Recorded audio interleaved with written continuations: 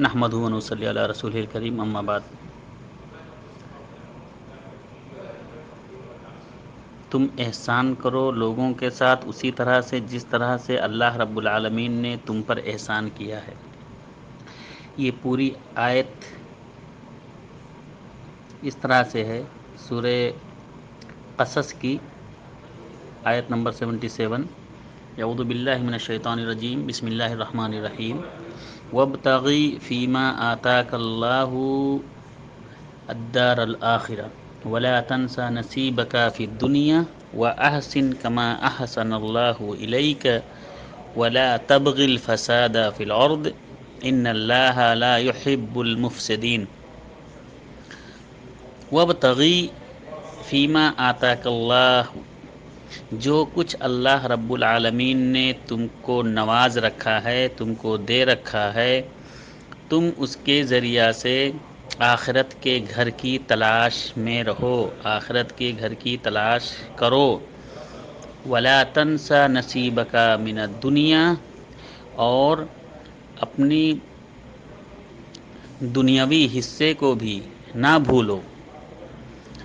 یعنی یہاں پہ میانہ روی ہے کہ تم آخرت کے فراق میں ہمیشہ رہو، لیکن اس کا مطلب یہ نہیں ہے کہ جس طرح سے رہبانیت والے لوگ ہوتے ہیں، دنیا سے کٹ جاتے ہیں، اپنے آپ کو جا کے ایک جنگل میں یا کہیں پہاڑوں پہ جا کے بس جاتے ہیں اور پھر وہ کہتے ہیں کہ ہم اللہ اللہ اللہ کریں گے۔ ایسا بھی نہیں ہے، بلکہ تم دنیا کو بھی نہیں بھولو اور آخرت کے فراق میں رہو، آخرت کے گھر کو تلاش کیا کرو۔ اسی لیے اللہ کے رسول صلی اللہ علیہ وسلم نے ایک حدیث میں فرمایا کہ دنیا مزرعۃ الآخرہ، دنیا آخرت کی کھیتی ہے۔ اس کے بعد میں اللہ رب العالمین ارشاد فرما رہے ہیں کہ وَأَحْسِن كَمَا أَحْسَنَ اللَّهُ إِلَيْكَ، اور تم لوگوں کے ساتھ اسی طرح سے احسان کیا کرو جس طرح سے اللہ رب العالمین نے تم پر احسان کیا ہے۔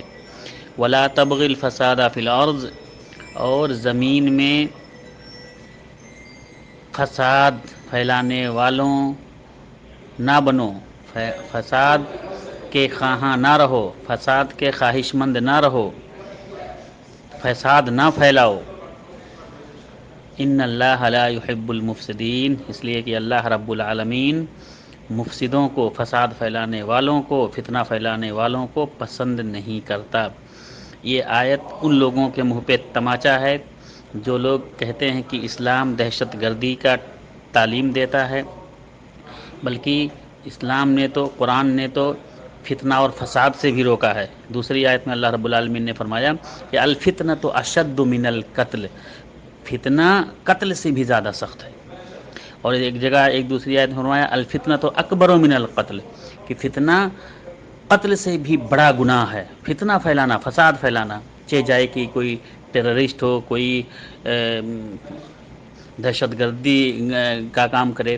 اب آپ سوچ لیجئے کہ اس آیت میں اللہ رب العالمین نے کس چیز کی تعلیم دی ہے۔ السلام علیکم ورحمۃ اللہ وبرکاتہ۔